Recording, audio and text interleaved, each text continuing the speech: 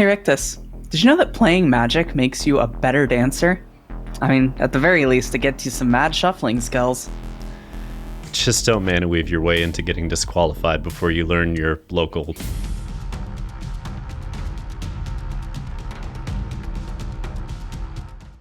Alright, Rebels. Today we break down 13 tournament results as we recap Week 3 of Spiderverse Standard. In a continued show of dominance, Jeskai Cauldron took down 5 trophies and represents a whopping 33% meta share once again. That is an 8% increase from Week 2, and considering how close we are to Spotlight Baltimore and the subsequent Vivi ban, now is the hour to enjoy the most broken deck in Standard since Oko. Mono Red came in second with 4 trophies and a 21% meta share. This notes a 7% decline from Week 2, but still 5% above Week 1, so it appears the archetype is balanced out for the moment. Limping into third place is Dimir with an 8% meta share, though notably no trophies. This deck fell off a cliff in Week 3, dropping 10% of its meta share and garnering no hardware, an important trend to note as we approach Baltimore. Over in our Challenger tier, Omni-Kona is making a comeback with a single trophy and 5% meta share.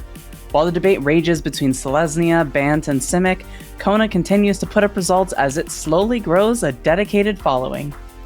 Simic Counters once again makes the Challenger tier with a single trophy and 4% of the meta. This deck may not be showing up in high numbers yet, but the potential is there, and turn 3 Ouroboros is not to be underestimated. Of course, and Superior Reanimator rounds out our Challenger tier with a single trophy and 3% meta share. Don't be fooled by the numbers though. The deck is a new hotness on the ladder and everyone's trying to figure out the best way to build it. Over in Brewer's Corner, I'll take a look at the latest Mono Black Demons build to make the run to Mythic. And I'll highlight Orzhov Control. I'm not ready to give up on Ketramos just yet. But for now, let's swing on over to our archetype breakdown, starting with the one, the only, Izzet Cauldron.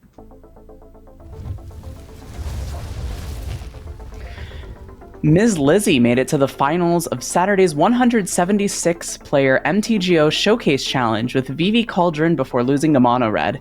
Rictus, this is the non-Mako build featuring Storm Chaser's Talent and Splash Portal. Is this the future of the archetype?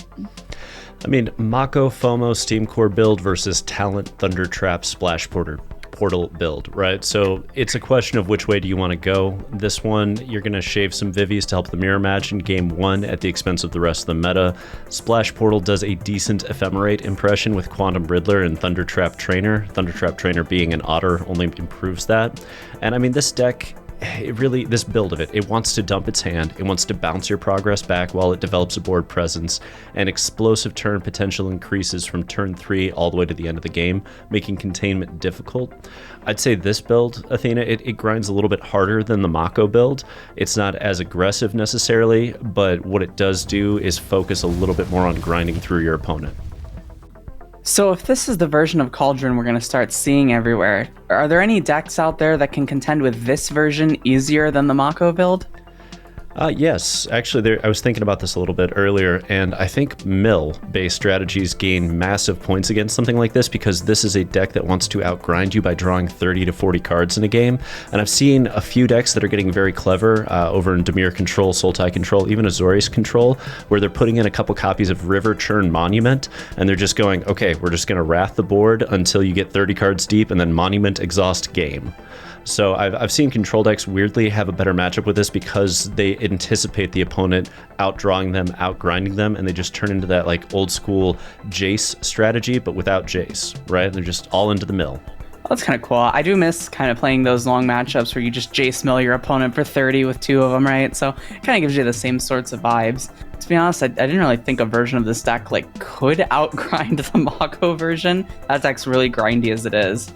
So if you can't go over the top of Cauldron that easily, I guess you have to go under it with something like Mono Red Aggro. ZNT won the 176-player MTGO Showcase Challenge with Mono Red taking down Cauldron in the finals. Now, Athena, is it time for Red to eschew the blue splash entirely? Personally, I've never been a fan of the blue splash, and this build showcases exactly why. Everyone was looking to adapt to the leyline version of Red, but this version brought us back to basics. Needlehead, Challenger, Nemesis, Hellkite, good old Red.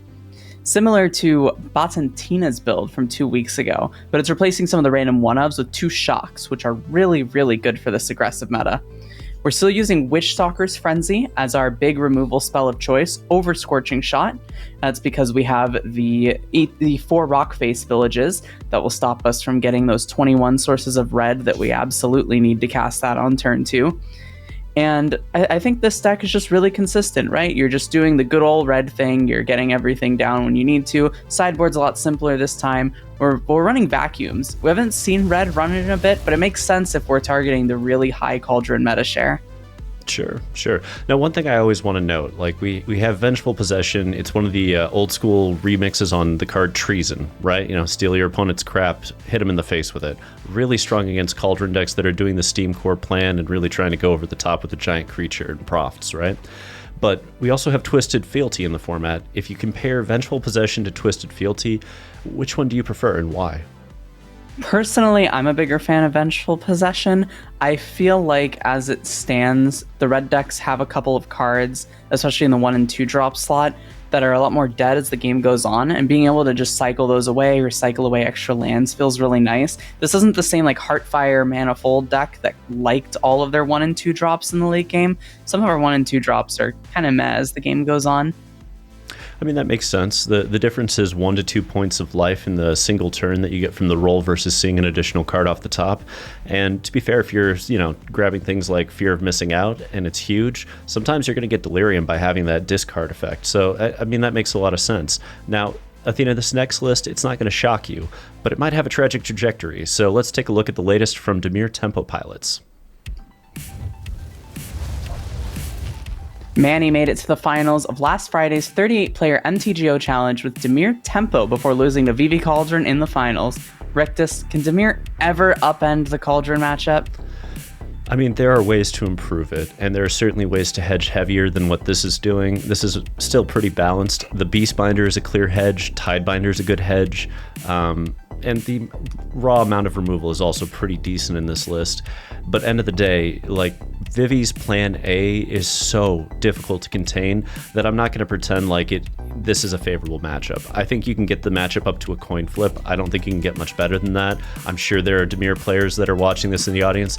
Leave a comment, let me know if you disagree. But from where I'm standing, and I play this matchup a fair amount, Dimir has always felt slightly underpowered going into that, and it makes it a little difficult. For instance, you see the strategic betrayals in the main. That's another card you can hedge in the sideboard. You can push that into the main, and that will help some points because blowing out the graveyard helps contain that Vivi combo. But you're still not stopping the, FOMO on my turn, grab, throw Vivi in, Cauldron, go. Like, just boom, boom, boom combo. You can't really stop that without Tidebinders. Yeah, I mean, we've played this matchup so many times in our team testing, right? It always goes the same way. Do you think it's even worth hedging for Vivi at this point? Or should we just take the stance that we did in the cutter meta and we just say, okay, fine, we lose to the best stack, but we're going to try to beat everything else in the format?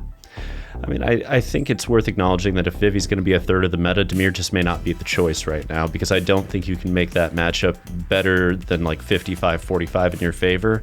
And if you're going to do essentially a coin flip with the deck you're going to play 1 out of 3 rounds, it's not a good sign. You know what I mean? Like, that's not a formula that's going to get you through 9 rounds on day 1 with... I mean, you're almost guaranteed 3 losses, right? And that's a tough place to be. So unless the format turns into rock, paper, Vivi, where you're beating everything that beats Vivi, and I mean everything that beats Vivi, that's about the only scenario where you can afford to lose to Vivi right now, is if you are beating literally everything else at like 70-30 or 80-20. Yeah, it's also really hard to do that because the red matchup is also only slightly favored towards Dimir, right? So it's really hard to take that stance. But if you can't beat the combo decks, you fight fire with fire. Or in this case, you fight Cauldron with Omni-Kona. D'Antonio Maurizio took down a 30-player RCQ in Italy last Sunday with Omni-Kona combo, beating Vivi Cauldron in the finals to clinch that regional championship invite. Now, Athena, is this the best version of Kona right now? Very well could be. I mean, we've seen a bit of the Selesnya version, but this is a much more combo-centric build, right? It's very similar to the blue-white Abuela's Awakening Omniscience deck we had pre-rotation. We're looking to get turn 4 and put an Omniscience into play with Kona, then play our entire deck for free. Because of Lost in the Maze, it's really difficult to interact with this combo between that and Cavern of Souls, so you may just have to race it a lot of the time, which is really hard to do, right? Especially if you're the type of deck that likes to set up a turn 2 engine like Profts. So this deck has a really good Cauldron matchup because of that. But its red matchup is, it leaves a lot to be desired, right? Green instead of white means that your potential cards to help survive go down quite a bit. And we're also a lot more linear than Abuelo's was, right?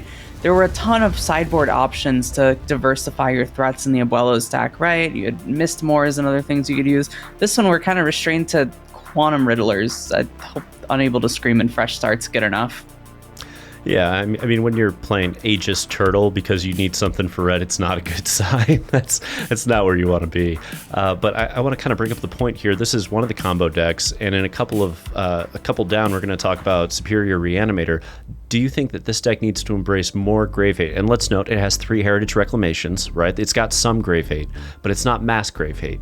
Do you think we need to embrace more Grave Hate with the rise in Superior Reanimator? We'll have to see which of them turns out to be the better combo deck in the end. I imagine it will eventually go to the Reanimator combo just because you have colors that have actual removal spells and such.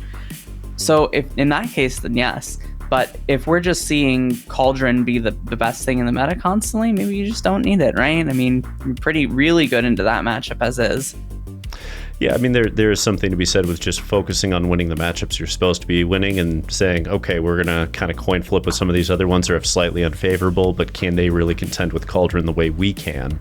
So I get that. Now, Simic colors, they can signal Kona, or they might just mean you're in for the second most aggressive deck in Standard. So let's shift gears and take a look at a deck with counters on creatures rather than spells. Christian Harris won a 22-player RCQ this past Saturday with Simic Counters, taking down Dimir Control in the finals over in Wisconsin.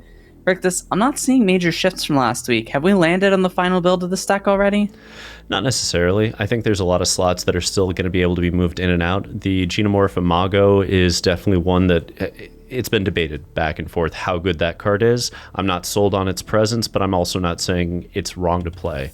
The card that I think is going to shift after the VV ban, though, is Azure Beastbinder, and that I don't know if y'all have seen Frenzied Baloth coming through the main, but I got cracked with that off of Drunith, Reviver of the Hive, where it was like turn 1 Elf, turn 2 Drunith, and then turn 3 double Baloth.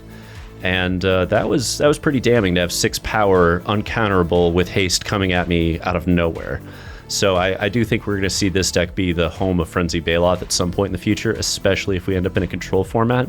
There's also a question of that Scavenging Ooze on the sideboard, and whether we just want Ghost Vacuum due to mana constraints and just needing to get that turn 1 Ghost Vacuum out on the board.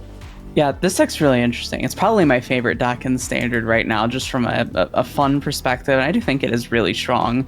One thing I'm noticing is that we have the Tishana's Tidebinder in the sideboard. It helps with a couple different matchups, right? Cauldron, Control, Superior, Reanimator. But in this sort of like tap out aggro deck, especially since we're not running Drowner anymore, is this the way to go? Is this the ideal spot for a Tidebinder? I'm just going to say no. I don't think it's ideal. I think tap out aggro does not want to play that game. You don't want to give up turns. And when you do give up turns, you don't want it to be completely obvious what you're doing to the point that your opponent is just playing around what you're doing, right? Like that was always the beauty of Tidebinder and Control and in Dimir, is they're sitting there going like, well, it could be one of like 4 or 5 cards. So catch 22, you know what I mean? Like they just have to play into it. But against a deck like this where you're tapping out every turn, it could only really mean one of 2 things. It's either a Repulsive Mutation or it's a Tidebinder. So you know, it's just not well positioned, not when we can be proactive. And this is a deck that wants to be proactive, Athena. This is a deck that wants to be playing Tidebinder on your turn so it gets the counters from Innkeeper's Talent and Ouroborid. So no, I don't think it belongs in the deck personally. That makes sense. I mean, the deck has to be super aggressive because of the restriction on the removal that the deck offers for a grindy game, right? And we mentioned a few times that maybe this deck wants a 3rd color. A great example of that is a Sultai deck coming up with Superior Reanimator. Lucas Miller smashed through a 17-player RCQ on Saturday over in Nebraska with Superior Reanimator, beating Vivi Cauldron in both the semifinals and the finals to get there. Now, Athena, is this deck the long-awaited solution to Cauldron? I'm always hesitant to play a graveyard deck in a Cauldron, but the wording on Cavero makes this a pretty interesting option. This build of the deck is looking to use 2 Craterhoof Behemoths in order to 1-turn kill opponents. So at minimum, it's going to be 2 11/11s with Haste and Trample swinging in. And obviously, we have more in the sideboard. You can go even more crazy with it, right? This build's also using Esper Origins, which is a great grindy tool for the deck, but just maybe not for this format that has all the cauldrons and other mainboard grave hate running around, right? Town Greeter keeps winning out as the 2-mana mill 4 of choice for these builds. And it's not that surprising given that chump blocking matters a good bit, but I imagine we'd want the 4th Baelmerk before we'd even want the 4th of any other of these mill cards, right? And the sideboard's pretty diverse. You got extra threats, removal, other various answers of format. Heritage Reclamation, very good card right now. Well, let's talk a little bit about that Heritage Reclamation.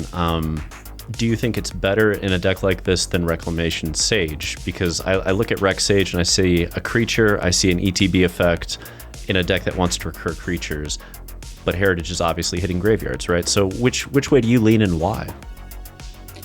I definitely lean Heritage Reclamation. I think the instant speed is just too good to pass up on. You do have a lot of things you can do with instant speed in this deck, and there's also ways to build it to be more of an instant speed early game interacting deck, right? I just think Heritage Reclamation is probably one of the best green cards in the format. It answers quite a lot of things that you'd want right now.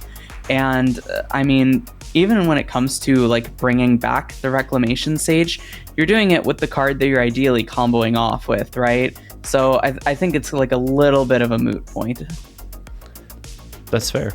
That's fair. And there's, I don't know, it's hard to tell for me because I've tried both and I've had positive experiences with both, but I can tell you that given the density of graveyard removal, getting that Rec Sage to recur is not as easy as I thought it was going to be, which is the whole point of running it, is that you get that recurable effect. So with that, we have looked at all our challengers, so let's sink a little deeper into the spice and kick off Brewer's Corner with Haterade Incarnate, Orzhov Control. So this one's a little bit of a theory craft on my end. It's currently actually something like 14-6 on the MTGA ladder as of recording this.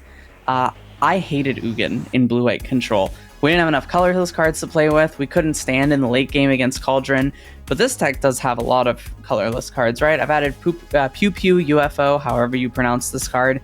It brings us to a total of 10 colorless cards for Ugin, with the UFOs letting us ramp along the way, protecting our life total, etc.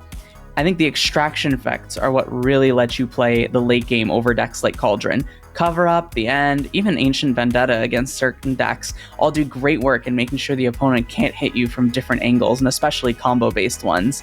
I mean, can Cauldron get through a pile of exile removal and card advantage without having multiple angles of attack? Probably not. I think Tetramos's card advantage is really good, and I think when you add in a surefire way to win a late game like Ugin plus 10 colorless cards, I think this deck has somewhere to go, especially with how much less tragic trajectory we're seeing. Honestly, Athena, I've been waiting to see if anybody could crack Ugin in Standard, and this is the closest I've seen so far. So I'm on board just to try and crack Ugin, because I've played that in Legacy a lot, and it is so good when you could play it with all colorless spells. Thus, I'm intrigued to see if we get that we call it mud as an archetype because it's all brown, all colorless. So if we can get a good mud control deck going, I'm in. Although I don't want to buy the paper copies because holy crap, so expensive. However, Ketamine Control, I mean, it highlights the benefits of exiling everything your opponents play in a grindy battle. But sometimes you gotta be the demon they try to exorcise, so let's take a peek at the latest Mono Black Demons update. So, quick shout out to Reanimator 385 for climbing all the way to Mythic with this list. To all our viewers, if you make a run to Mythic with the Spicy Brew, please hit us up so we can feature your innovation right here. That's what the Brewer's Corner is for. We are here to highlight the spice from across the globe, and especially if it's coming from our community, we're all about it. So let's dive in. First and foremost, Unstoppable Slasher, Bloodletter of Aclazotz. The deadly duo is still here, and you even have that nice little Rush of Dread so that you have an additional path to victory where you don't have to hit him with a Slasher. You can just resolve an Aclazotz and then hit the Rush. The Unholy Annex payoff also present. There's no Demonic Wall. They went hard on Sunset Saboteur instead. Not 100% on that, but at the same time, Ward is at a premium, and that card definitely can block for days if it needs to against the early rush. So it trades up nicely. It's almost like it has Death Touch in turns 1 through 3, and they can't afford to shock it for mono red because they don't want to 2-for-1 themselves most of the time. 9 removal spells in the main, diversified across 5 options. I love seeing that. Honestly, it's one of the things that I've talked about a lot, Athena, the ability to understand that you don't have to do like 4 go for the throat in the old days. You know, like you can diversify and likely should diversify your removal suite. Yeah, you don't want to get caught with all shoot the sheriffs into a giant marauding Mako, right? So it's always great to see a brew from the community in the Brewer's Corner. Love seeing demons again. I'm sure many of you at home do too. So if you're looking for some good non-cauldron options for taking out the format, here's some other tested builds we've worked on over the last week to keep you ahead of the curve.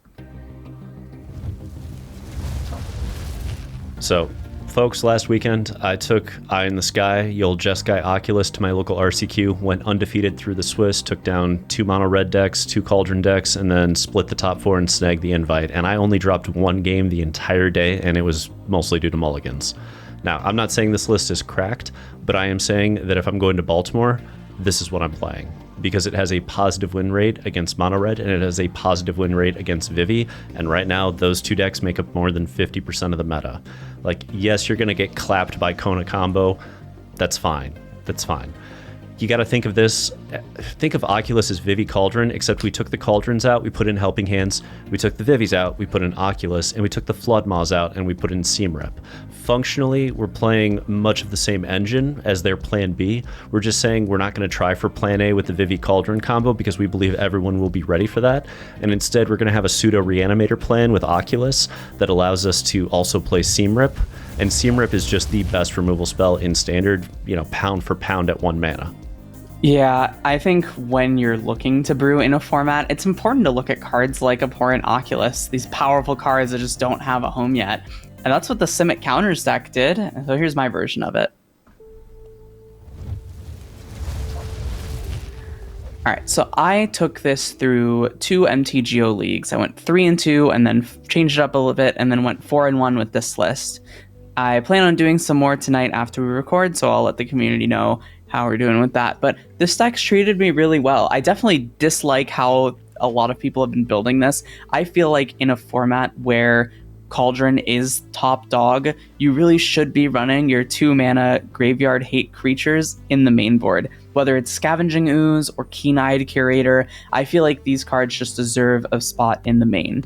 I also don't get full play sets of Innkeeper's Talent in a deck that sort of has to play the aggressor a lot of the time, right? You can't exactly play a super long game against a lot of the decks in the format, and I feel like relying too much on this Innkeeper's Talent is a bit of a burden. I'm focusing on a couple extra things with this, right? I like the 3-drop slot. I feel like if you're playing Llanowar Elves, you should have an abundance of 3-drops to play within your deck. They just make your Llanowar Elves so much better when you can't get your turn 2 Druidith. Yeah, I'm with you. And I mean, we have Gene Pollinator, we have Llanowar Elves, we have 8 elves. Our 3-drops are where we're trying to curve, ultimately. So it makes sense that between Druidith, Sirach, and Sentinel, and then Paw Patch Recruit, sometimes Paw Patch Recruit, yeah, you get your 3-drops that way. Now, real quick, gang, just letting you know, for those of you going to Baltimore, I have an updated Sultai Reanimator list, Superior Reanimator. I have an updated Jeskai Oculus list, and I have an updated Cauldron list. All 3 of them have been tuned, all 3 of them have been updated in the last week, and all 3 of them are in the Coffee and Grinders sideboard guide. So if you haven't subscribed yet, and any of those 3 lists are something you need help with going into Baltimore, now is the hour. And if you found this episode helpful, consider commenting below and sharing what you learned. Our goal is to help you improve with your game each week, and the more involved you are with this community, the faster we can help get you ready to take down that next tournament. Of course, and thank you all for being here. We really do appreciate you. Until next time, untap, upkeep, resist.